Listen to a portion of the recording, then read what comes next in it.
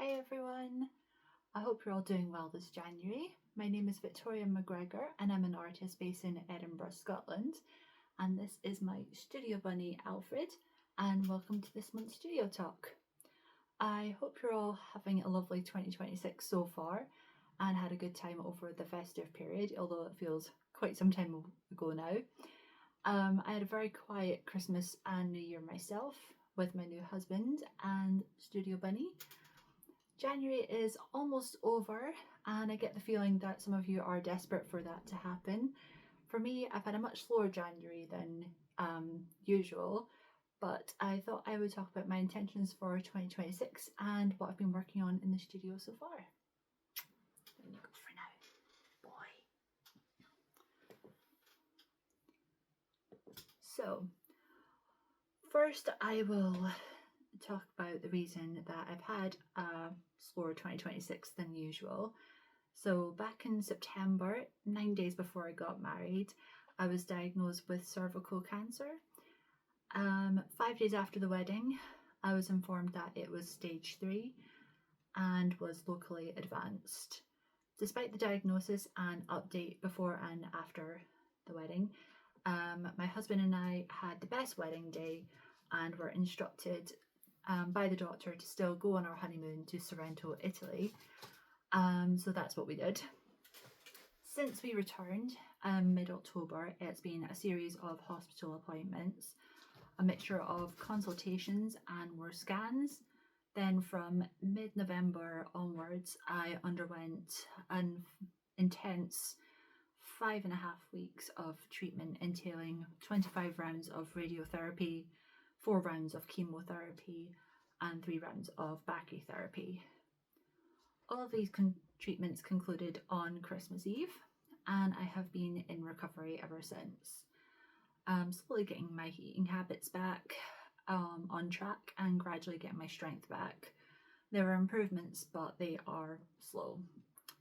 My diagnosis and subsequent treatment obviously had a massive impact on my art practice, which usually is my busiest time of year, where I'd usually be advertising for Christmas commissions, taking part in festive art fairs, and generally selling my artwork I'd already created. But all studio activity came to a halt. On top of this, other projects I had on the go behind the scenes I had to step aside from. Some I'd been working on for a few years, which was heartbreaking. I'm hoping after recovery I can pick some up again.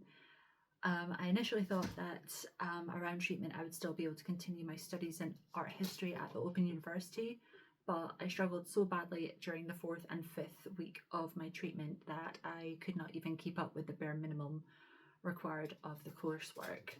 So I had to make the difficult decision to defer my studies till this coming October. Luckily, I have had a lot of support from the Open University, and I will be able to do so and carry over my assignment scores from the assessments I've already done. So that's good.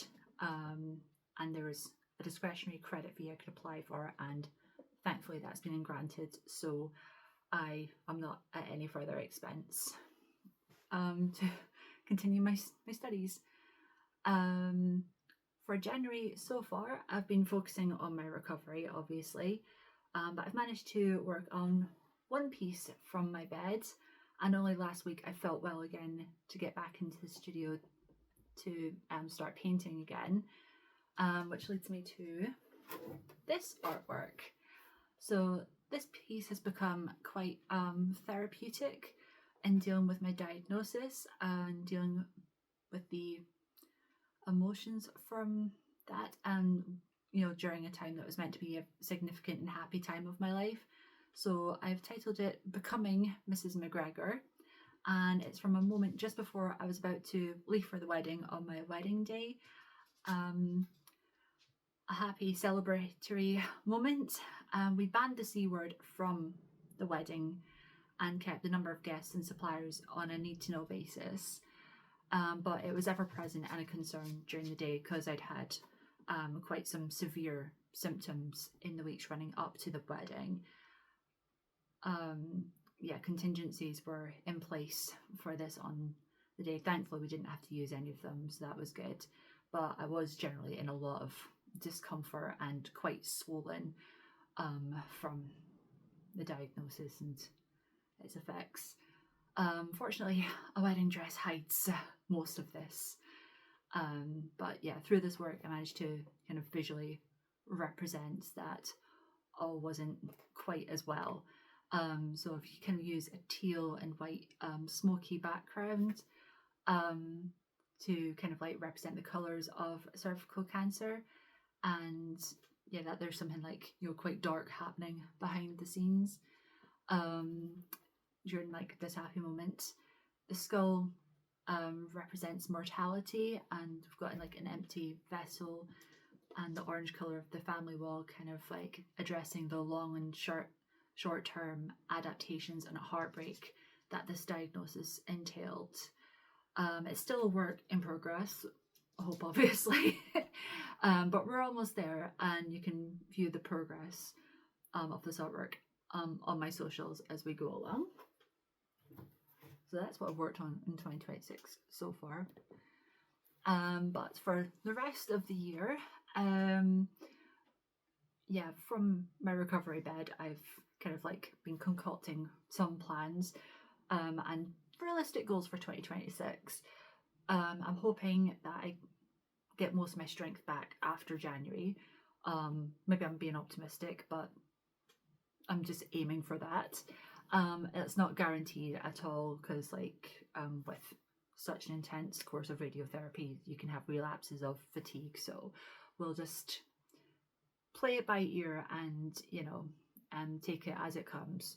However, if that works out for me, my intention is to get back onto giraffes this year in my sketchbooks, doing more research and focusing on their anatomy and conservation status in the world, which will eventually lead to more paintings, yay. As well as this, I'm going to do some conservational research closer to home and look into local wildlife around the Lothians area and document this research. I'm not sure where this will take me or what art it will lead to, but I am excited for a new challenge. For my illustrative practice of Studio Bunny illustrations with my little muse and psychic you met at the beginning of the video, I'll be creating more greetings cards this year. We've been working on designs that will hopefully be available for Valentine's Day.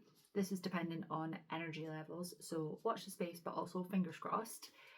My new husband Grant and I are also in talks of a collaboration and putting on an exhibition together.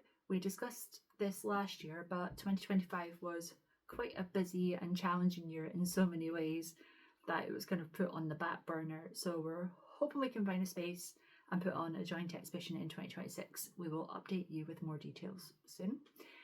And finally, come October, we will resume our studies at the Open University where we left off.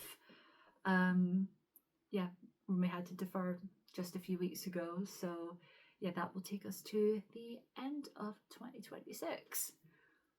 Yeah, just a casual, quiet year as per usual.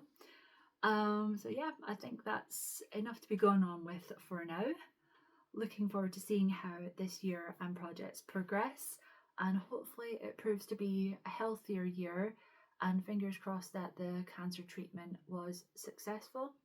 I'll keep you all updated, and if you haven't already, please subscribe to my channel, and as always you can track my progress on the socials listed below. Yep. Bye bye for now. Ciao. Thanks for listening.